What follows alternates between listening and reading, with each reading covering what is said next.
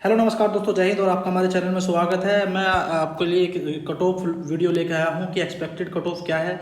और इसका जो सोर्स है ना, वो आपका है मॉक पेपर जो ऑनलाइन जो आपकी अलग अलग कंपनी दे रही है।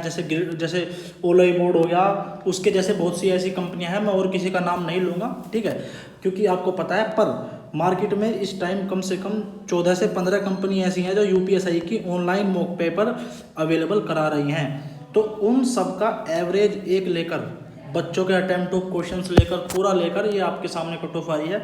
15 से 16 कंपनियों के ये सारे जो मॉक पेपर का ये ब्यौरा है, वो कम से कम इन कंपनियों से जो लगातार हमने ये जो वो करा है, 1 से 1.5 लाख बच्चों ने ये मॉक पेपर दिए हैं। तो 1 से 1.5 लाख बच्चों के नंबरों के ऊपर आधारित एक एक्सपेक्टेड कट ऑफ बता रहा हूँ मैं, जिनकी चाहे ओलाई बोर्ड हो, चाहे फिर अन्य एनी अदर्स हो। मैं और किसी का नाम नहीं लूँगा, मैं फिर कह रहा हूँ, समझिए, क्योंकि एक कंपनी का नाम लेना कोई छोटी मोटी बात नहीं होती। जैसे मैं एग्जांपल दे रहा हूँ, जैसे ओलाई बोर्ड का मॉक पेपर है, तो उस मॉक पेपर को जैसे बच्चे दे रहे हैं, तो उसमें हमने एक एवरेज देखा कि भाई बच्चों के कितने एवरेज आ रहे हैं, कितने नंबर ऑफ क्वेश्चंस अटैम्प्ट कर रहे हैं और कितने एक्यूरेसी है। उसके हिसाब से general, OBC, ST, SC, girls, ex serviceman सबकी कट ऑफ बताई गई है, ठीक है।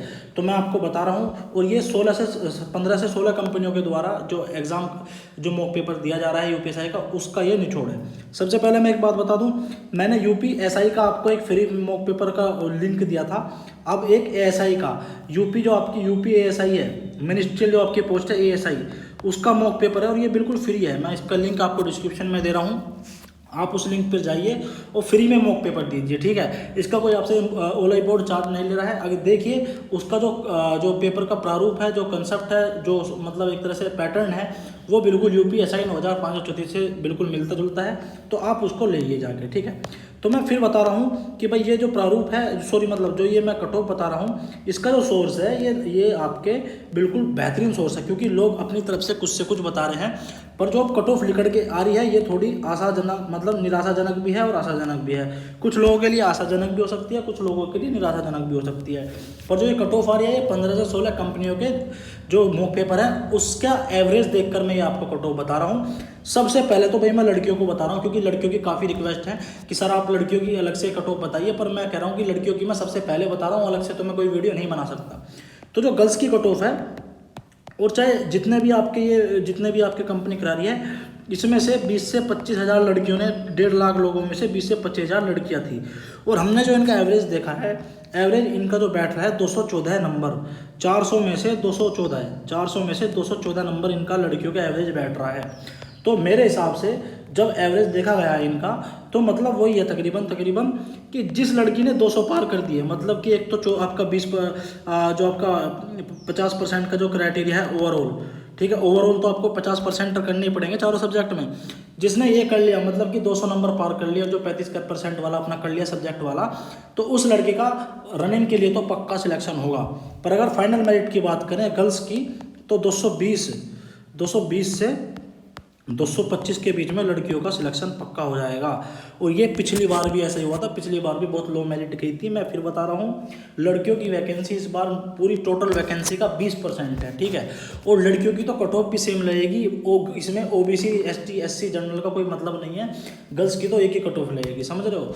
तो गर्ल्स ने तो अगर ये क्वालिफाई भी कर लिया ना, मैं ईमानदारी से बता रहा हूँ, लड़कियों की वैकेंसी दरोगा में खाली जाती हैं अगर लड़कियों ने क्वालिफाई भी कर लिया ना, ये क्राइटेरिया। क्योंकि क्वालिफाई करना भी बहुत बड़ी बात है, पेपर अच्छे लेवल का आएगा। तो अगर लड़कियों ने क्वालिफाई भी कर लिया तो उनका सिलेक्शन पक्का है। अब बात करें लड़कों की, तो देखो लड़कों की मैं फिर बता रहा हूँ, अगर जनरल में देखें हम, जनरल का जो एवरेज निकल के आ रहा है, ये 256 से 260 नंबर आ रहा है, जो हमने देखा है 15 से जो आपका 15 से 16 जो आपकी कंपनियां मॉक पेपर करा रही है उसके हिसाब से। तो उनके हिसाब से अगर देखें तो पेपर का अगर पैटर्न जैसा ये दे रहे हैं, अगर ऐसा आता है, तो भैया इसके आधार पर ये मानो आप कि 260 से 270 के बीच में आपका सिलेक्शन फाइनल मेरिट तक पक्का है।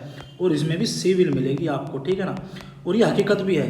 पिछली बार आई थिंक, अगर मैं गलत ना हूँ, तो 2017 वाला जो यूपीएसआई का पेपर हुआ था, उसमें भाई आपका 252 पर लास्ट बच्चा था, जो जो जो आपका यूपीएसआई सिविल में सिलेक्ट हुआ था, ठीक है। ये सिविल में सिलेक्ट हुआ था, ये लास्ट वाला बच्चा था जनरल का। तो आप इसमें देख सकते हो। तो अगर आपके इतने हैं 260 से 270 के बीच में, ये उस मॉक पेपर के हिसाब से। पर अगर हम अपनी बताएं, हमारा जो इंटरनल जो एक तरह से कहते हैं सिक्स सेंस जो बात कह रही है वो यही है कि भाई आपके अगर 265 से 275 या फिर 80 इसके बीच में नंबर हैं जनरल में हो तो भाई आपका सिलेक्शन पक्का है। या आप लिख के ले लो 2021 वाले 9534 में, ठीक है। अगर हम ऊपर बात करें इसकी EWS की, तो EWS की और जनरल की कोई इसमें ऐसा नहीं था सिस्टम, ठीक है। तो EWS की भी आप ऐसे ही कट ऑफ मानो, और हकीकत यही है EWS की और जनरल की कट ऑफ में ज़्यादा फर्क नहीं रहेगा इस बार, ठीक है। क्योंकि अगर 100 फॉर्म जनरल के पड़े हैं तो उसमें से 95 फॉर्म जो हैं आपके वे EWS के पड़े हैं, ठीक है। ये आप मानिए या ना मानिए पर यह हकीकत है।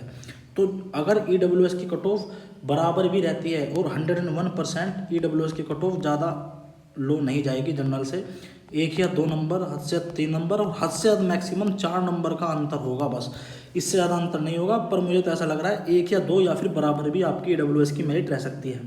तो EWS वाले भी अपना जनरल का टारगेट करके चलें। अगर आप आज इस बात को मान गए तो ठीक है, वरना पेपर के बाद पछताओगे, ठीक है। तो आपको भी जनरल के बराबर स्कोर करना पड़ेगा। रही बात हमारी OBC वाले बच्चों की, OBC का जो बैठ रहा है हिसाब, ये बैठ रहा है आपका 255 से 260 के बीच में, ठीक है।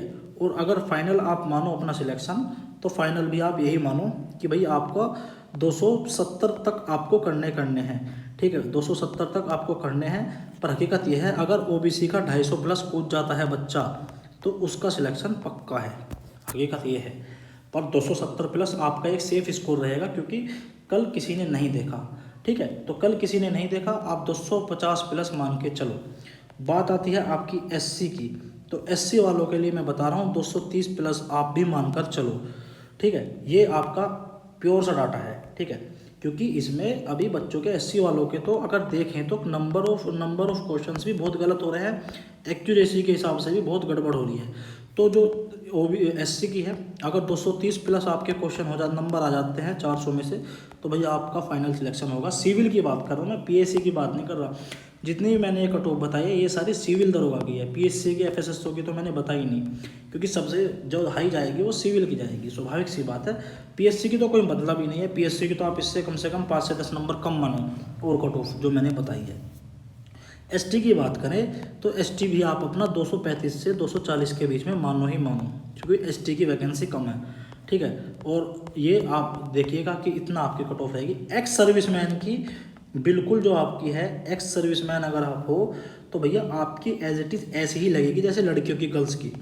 मतलब ये कि जिसने 50% वाला क्राइटेरिया पार कर दिया और ओवरऑल 35% वाला सब्जेक्ट वाइज वाला क्राइटेरिया पास कर दिया, वो एक्स सर्विसमैन फाइनली सिलेक्टेड होगा, वो पक्का फाइनल सिलेक्टेड होगा। एक्स सर्विसमैन की तो ये हाल है और गर्ल्स का भी यही हाल है।